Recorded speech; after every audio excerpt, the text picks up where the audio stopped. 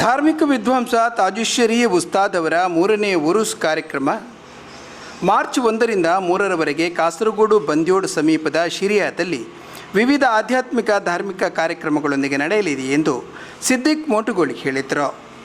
Ullal press ಕ್ಲಬ್ನಲ್ಲಿ ನಡೆದ ಪತ್ರಿಕಾಗೋಷ್ಠಿಯಲ್ಲಿ ಮಾತನಾಡಿದ ಅವರು, ಮಾರ್ಚ್ 1ರಂದು ಸೈಯದ್ ಮುಟ್ಟಂ ತಂಗಳವರ ನೇತೃತ್ವದಲ್ಲಿ ಮಕ್ಬರ್ ಜಿಯಾರತ್ ನಡೆಯಲಿದೆ. BS ಅಬ್ದುಲ್ಲಾ ಕುಂಜಿ ಫೈಜಿ ಅವರು ಧ್ವಜಾರೋಹಣ ಮಾಡಲಿದ್ದಾರೆ. ಸೈಯದ್ MS ಮದನಿ ತಂಗಳವರ ನೇತೃತ್ವದಲ್ಲಿ ಕುತ್ಬುಲ್ ಕುರ್ಆನ್ ಮಜ್ಲಿಸ್ ನಡೆಯಲಿದೆ ಎಂದರು. ಆಲಿ ಕುಂಜಿ ಮುಸ್ಲಿಯಾರ್ ಅಂತ ಹೇಳಿ ಅವರ ಹೆಸರು, ಬಹಳ ದೊಡ್ಡ ವಿದ್ವಾಂಸರು ಅಂತ ಹೇಳಿದರೆ ಕೇರಳದಲ್ಲಿ ಉಲಮಾಗಳನ್ನು ಅಂದರೆ ಧರ್ಮ ವಿದ್ವಾಂಸರ ಒಂದು ಒಕ್ಕೂಟ ಇದೆ, ಸಮಸ್ತ ಅಂತೇಳಿ, ಸಮಸ್ತ ಕೇರಳ ಜಮಿಯತ್ತುಲ್ ಉಲಮಾ ಅಂತೇಳಿ, ಅದರ ಉಪಾಧ್ಯಕ್ಷರಾಗಿದ್ದರು. ಆಮೇಲೆ ಬಹಳ ದೊಡ್ಡ ಆಧ್ಯಾತ್ಮಿಕ ಗುರುಗಳಾಗಿದ್ದರು. ಅವರು ಸಾವಿರಾರು ಶಿಷ್ಯಂದಿರನ್ನು ಹೊಂದಿದ್ದಾರೆ. ಸುಮಾರು 60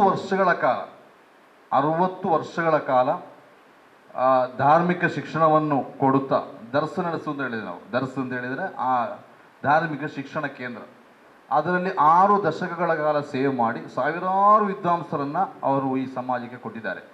ನಮಗೆ ಗೊತ್ತಿರಬಹುದು, ಬೇಕಲ್ ಉಸ್ತಾದ್ ಅಂತ ಹೇಳಿ ಕರ್ನಾಟಕ ಜಮಿಯತ್ ಉಲಮಾದ ಅಧ್ಯಕ್ಷರಾಗಿದ್ದರು. ಅದೇ ರೀತಿ ಈಗ ಅಂಥ ದೊಡ್ಡ ದೊಡ್ಡ ವಿದ್ವಾಂಸರಿಗೆಲ್ಲ ಗುರುಗಳಾಗಿದ್ದವರು ತಾಜುಶ್ಶರಿ ಅಂತ ಹೇಳುವುದು ಅವರಿಗೆ ಉಲಮಾಗಳು ಸೇರಿ ಕೊಟ್ಟಂಥ ಒಂದು ದೊಡ್ಡ ಗೌರವ, ಸಮಸ್ತ ಉಲಮಾ ಒಕ್ಕೂಟ ನೀಡಿದಂಥ ದೊಡ್ಡ ಗೌರವ ತಾಜುಶ್ಶರಿ ಅಂತೇಳಿ. ಅಂದರೆ ಧರ್ಮ ವಿಜ್ಞಾನದ ಒಂದು ಕಿರೀಟ ಅಂತೇಳಿ. ಈ ತಾಜುಶ್ಶರಿಯರವರು 3 ವರ್ಷಗಳ ಹಿಂದೆ ನಿಧನರಾದರು. ಅವರ ಹೆಸರಿನಲ್ಲಿ ವರ್ಷಂಪ್ರತಿ ಉರೂಸ್ ಕಾರ್ಯಕ್ರಮ, ಅವರ ಸಂಸ್ಮರಣಾ ಕಾರ್ಯಕ್ರಮವನ್ನು ನಾವು ನಡೆಸ್ತಾ ಇದ್ದೇವೆ. ಕರ್ನಾಟಕ ಕೇರಳದಲ್ಲಿ ಆತ್ಮೀಯ ಜ್ಞಾನವನ್ನು ಪಸರಿಸಿದ ಪ್ರವಾದಿ ಪ್ರೇಮಿ, ಬಹಳ ದೊಡ್ಡ ಆಶಿಕುರ್ ರಸೂಲ್ ಹೇಳ್ತಾರೆ, ಪ್ರವಾದಿ ಪ್ರೇಮದಲ್ಲಿ ಮುಳುಗಿದವರು ಇರ್ತಾರೆ. ಅವರಿಗೆ ಎಲ್ಲ ವಿಷಯಗಳಲ್ಲಿ ಕೂಡ ಅವರು ನೋಡೋದು ಪ್ರವಾದಿಗಳು ಹೇಗೆ ಬದುಕಿದ್ರು ಅಂತೇಳಿ. ಅದಕ್ಕೊಂದು ಉದಾಹರಣೆ, ಈ ತಾಜುಶ್ಶರಿಯವರ ಮನೆಯಲ್ಲಿ ಅವರ ಈ ಮನೆಯ ಕಿಟಕಿಯಲ್ಲಿ ಒಂದು ಬೆಕ್ಕು ಸಿಲುಕಿ ಹಾಕಿತ್ತು. ಹೊರಗೆ ಬರಲಿಕ್ಕೆ ಆಗಲಿಲ್ಲ.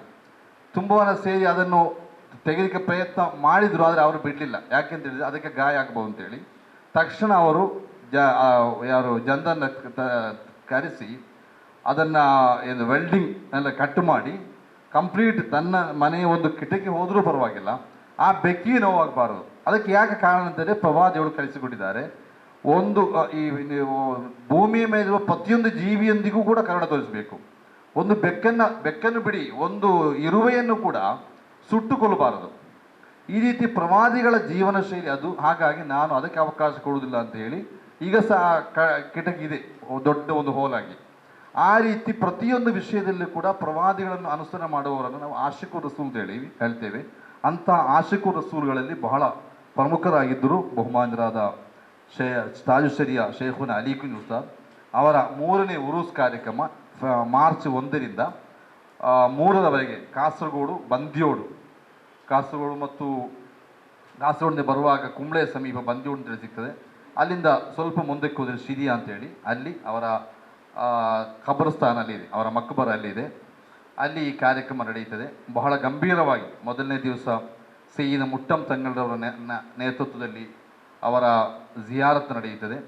ಆಮೇಲೆ ಧ್ವಜಾರೋಹಣ ಇದೆ, ಖತ್ಮುಲ್ ಕುರ್ಆನ್, ಎಲ್ಲ ಶಿಷ್ಯಂದಿರು ಸೇರಿಕೊಂಡು ಕುರ್ಆನ್ ಪಾರಾಯಣ, ನಿರಂತರವಾಗಿ ಕುರ್ಆನ್ ಪಾರಾಯಣ ಮಾಡುವಂಥ ದೊಡ್ಡ ಒಂದು ಮಜ್ಲಿಸ್ ಅದು.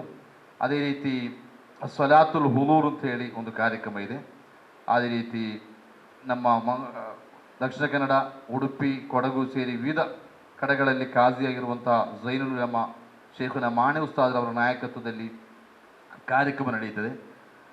ಅದೇ ರೀತಿ 2 ಮತ್ತು 3 ದಿವಸಗಳಿರುವ ಕಾರ್ಯಕ್ರಮ, ಅದರ ಪಟ್ಟಿಯನ್ನು ಇದರಲ್ಲಿ ನಾವು ಕೊಟ್ಟಿದ್ದೇವೆ, ನೀವು ಗಮನಿಸ್ತೀರಿ ಅಂತೇಳಿ ಭಾವಿಸ್ತೇನೆ. ಆದ್ದರಿಂದ ದಯವಿಟ್ಟು ಈ ಕಾರ್ಯಕ್ರಮದ ಬಗ್ಗೆ ನೀವು ಎಲ್ಲ ಮಾಧ್ಯಮಗಳಲ್ಲಿ ಕೂಡ ಸಾಕಷ್ಟು ಪ್ರಚಾರ ಕೊಡಬೇಕು. ಅವರು ಕೇರಳ ಆದರೂ ಕೂಡ, ಆ್ಯಕ್ಚುಲಿ ನಿಮ್ಗೆ ಗೊತ್ತಿದೆ, ಕುಂಬಳೆ ಅಂತ ಹೇಳುವಂಥದ್ದು ಕೇರಳ ಆದರೂ ಕೂಡ ಕನ್ನಡದ ಗಡಿನಾಡು, ಕರ್ನಾಟಕ ಆಗಬೇಕು ಅಂತೇಳಿ ನಾವು ಇತ್ತೀಚಿನವರೆಗೂ ಕಯ್ಯಾರ ಕಿಂಜಣ್ಣಯ್ಯವರ ಕಾಲದವರೆಗೂ ಹೋರಾಟ ಮಾಡಿದವರು. ಆದ್ದರಿಂದ ಒಂದರ್ಥದಲ್ಲಿ ಅದು ಕರ್ನಾಟಕ ಕೂಡ ಹೌದು. ಮಾತ್ರವಲ್ಲ, ಅವರ ಸೇವೆ ಕರ್ನಾಟಕಕ್ಕೆ ಬಹಳ ವ್ಯಾಪಕ ಆಗಿತ್ತು. ಅವರು ಸೇವೆ ಸಲ್ಲಿಸಿದ ಪೈಕಿ ಉಪ್ಪಿನಂಗಡಿಯಲ್ಲಿ ಕೂಡ ಇದ್ದರು, ಉಪ್ಪಿನಂಗಡಿಯಲ್ಲಿ ಸೇವೆ ಸಲ್ಲಿಸಿದರು. ಹಾಗಾಗಿ ಧಾರಾಳ ಯಥೇಚ್ಛ ಶಿಷ್ಯಂದಿರು ಅವರಿಗಿರುವುದು, ಕೇರಳಕ್ಕಿಂತ ಹೆಚ್ಚು ಶಿಷ್ಯಂದಿರು ಕರ್ನಾಟಕದಲ್ಲಿ ಇದ್ದಾರೆ. ಇವರೆಲ್ಲ ಅವರ ಶಿಷ್ಯಂದರು, ಈ 2 ವಿದ್ವಾಂಸರು ಕೂಡ ಅವರ ಶಿಷ್ಯಂದಿರು. ಹಾಗಾಗಿ ಅವರ ಕಾರ್ಯಕ್ರಮಕ್ಕೆ ಬಹಳ ದೊಡ್ಡ ಸಂಖ್ಯೆಯಲ್ಲಿ ಕನ್ನಡಿಗರು ಹೋಗ್ತಾರೆ. ದೊಡ್ಡ ದೊಡ್ಡ ವ್ಯಕ್ತಿಗಳು ಅಲ್ಲಿ ಉಲ್ಲೇಖ ಮಾಡಿರುವ ಹೆಸರುಗಳೆಲ್ಲ ರಾಜ್ಯ ಮಟ್ಟದಲ್ಲಿ ಮತ್ತು ರಾಷ್ಟ್ರ ಮಟ್ಟದಲ್ಲಿ ಪ್ರಖ್ಯಾತಿ ಹೊಂದಿದ್ದಂತಹ ವಿದ್ವಾಂಸರಾಗಿದ್ದಾರೆ. ಅಂದರೆ ಹೇಗೆ ಅಂದರೆ ನಮಗೆ ಯಾವುದನ್ನು ತಿನ್ನಬೇಕು ಯಾವುದನ್ನು ತಿನ್ನಬಾರದು ಅಂತ ಹೇಳುವುದರಲ್ಲಿ ಸ್ಪಷ್ಟವಾಗಿ ನಮಗೆ ಕಳಿಸಿಕೊಟ್ಟಿದೆ. ತಿನ್ನಬಹುದಾದದ್ದು ಅದಕ್ಕೆ ಅಲ್ಲಿ ಹಿಂಸೆಗಿಂತ ಹೆಚ್ಚಾಗಿ ಮನುಷ್ಯನಿಗೆ ಬಹಳ ದೊಡ್ಡ ಮಹತ್ವ ಕೊಡುವಂಥದ್ದು ಮನುಷ್ಯನಿಗೆ. ಮನುಷ್ಯ ಆದ ನಂತರ ಒಬ್ಬ ಮನುಷ್ಯ ಮತ್ತೊಂದು ನಾಯಿ, ಈ ಎರಡರಲ್ಲಿ ಒಂದನ್ನು ಮಾತ್ರ ಆಯ್ಕೆ ಮಾಡಬೇಕಾದ ಸಂದರ್ಭ ಬಂದರೆ ಅಲ್ಲಿ ಮನುಷ್ಯನ ಕಾಪಾಡಬೇಕು ಅಂತ ಹೇಳ್ತೇವೆ ಧರ್ಮ. ಯಾಕಂದರೆ ಮಾನವೀಯತೆ ನಂತರ ಇತರ ಜೀವಿಗಳು ಮನುಷ್ಯರಿಗೆ ಆಹಾರವಾಗಿ ಬಳಸಬೇಕಾದನ್ನು ಬಳಸ್ಬೋದು. ಅಲ್ಲಿ ಕೂಡ ನಿಯಮ ಇದೆ.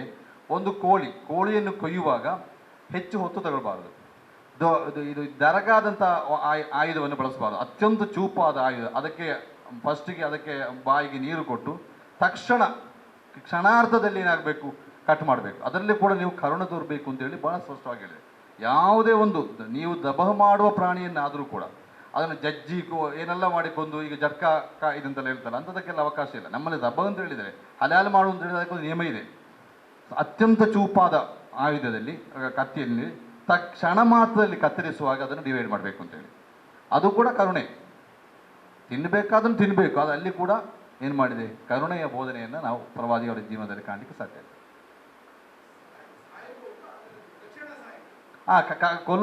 ಎಲ್ಲವನ್ನು ಕೊಲ್ಲಬಾರದು, ಅದಕ್ಕೆ ಸಹ ನಿಯಮ ಇದೆ. ಕೊಲ್ಲಬಹುದಾದದನ್ನು ಕೊಲ್ಲುವುದಾದರೂ ಕೂಡ ಅದರಲ್ಲಿ ಅದು ಸ್ಪಷ್ಟವಾಗಿ ಅಂತ ಹೇಳಿದೆ, ನೀವು ಕೊಯ್ಯುವಾಗಲೂ ಕರುಣೆ ತೋರಿ ಅಂತೇಳಿ. ಹಾಗೆ ಯಾವುದನ್ನು ಬೇಕಾದ್ರೂ ಕೊಲ್ಲಿಕ್ಕಾಗೋದಿಲ್ಲ. ನಿಮಗೆ ಹಾಡು, ಕೋಳಿ ಅದೆಲ್ಲ ದೇವರು ಸೃಷ್ಟಿ ಮಾಡಿದ್ದೇ ಮನುಷ್ಯನ ಅಗತ್ಯಕ್ಕಾಗಿ. ಹಾಗೆ ಇದನ್ನು ತಿನ್ನಿ, ಯಾಕೆಂದರೆ ಮನುಷ್ಯನ ಅಗತ್ಯ ಕೂಡ ಬಹಳ ಮುಖ್ಯ. ಹಾಗೆ ಆ ಸಂದರ್ಭದಲ್ಲೂ ಕೂಡ ನೀವು ಕರುಣೆಯನ್ನು ತೋರಬೇಕು ಅಂದರೆ. ಆದರೆ ಬೆಕ್ಕು ಆಗಲ್ಲ, ಬೆಕ್ಕನ್ನು ತಿನ್ನಲಿಕ್ಕಿಲ್ಲ. ಆಗ ಅದನ್ನು ಬದುಕಲಿಕ್ಕೆ ಬಿಡಬೇಕು. ಬದುಕಲಿಕ್ಕೆ ಅದಕ್ಕೆ ಆಗ ಒಂದೇ ಒಂದು ನೋವು ಕೂಡ ಆಗಬಾರ್ದು. ಅದು ಸಂಪೂರ್ಣವಾಗಿಯೂ ಬದುಕಲಿಕ್ಕೆ ಬಿಡಬೇಕು. ಹಾಗೆ ಸರ್, ಗೋವಿದೆ. ಗೋವು ಭಕ್ಷ್ಯಯೋಗ್ಯವಾದ ಆಹಾರ. ಬೀಫ್ ಅಂತ ಹೇಳುವುದು ಭಕ್ಷ್ಯಯೋಗ್ಯ. ಹಾಗೆ ಅದರಲ್ಲಿ ಕೂಡ ಇದೆ. ಈ ಗೋವುಗಳಲ್ಲಿ ದನ, ಅದಕ್ಕೆ ಈ ಸ್ತ್ರೀಲಿಂಗ ಉಂಟಲ್ಲ, ಸ್ತ್ರೀಲಿಂಗ ದನ, ಅದರ ಮಾಂಸ ಒಳ್ಳೆಯದಲ್ಲ ಅಂತೇಳಿದೆ ಪ್ರವಾದಿ ವಚನದಲ್ಲಿ. ಅದರ ಮಾಂಸ ಒಳ್ಳೆಯದಲ್ಲ ಅಂತೇಳಿ. ಗೋವು ಅಂತ ಹೇಳಿದ್ರೆ ಅದು ಮಾತ್ರ, ಯಾವುದು ದನ ಮಾತ್ರ. ಎಮ್ಮೆ, ಎತ್ತು ಅದಲ್ಲ, ಅದಕ್ಕೆ ದನವೇ ಆಗೋದಿಲ್ಲ. ಹಸು ಅದೇ ಹಸುವಿನದ್ದು ಒಳ್ಳೆಯದಲ್ಲ, ಅದು ಹಾಲು ಕೊಡುವಂಥ ಪ್ರಾಣಿ. ಹಸುವಿನದ್ದು ಒಳ್ಳೆಯದಲ್ಲ. ಅದೇ ಸಮೇತ ಬೇರೆ ಎತ್ತು, ಎಮ್ಮೆ, ಕೋಣ ಅದನ್ನು ತಿನ್ಬೋದು. ಹಾಗೆ ಪತ್ರಿಕಾಗೋಷ್ಠಿಯಲ್ಲಿದ್ದ ಡಿ.ಕೆ. ಉಮ್ಮರ್ ಸಕಾಫಿ, ಅಬ್ದುಲ್ ಖಾದರ್ ಸಕಾಫಿ ಮುಂತಾದವರು ಪೂರಕ ಮಾಹಿತಿ ನೀಡಿದರು. ಅನಸ್ ಸಿದ್ದಿಕಿ ಶಿರಿಯಾ, ಮೊಹಮ್ಮದ್ ಸಕಾಫಿ ಕೂಳೂರು, KMK ಮಂಚನಾಡಿ ಈ ವೇಳೆ ಉಪಸ್ಥಿತರಿದ್ದರು.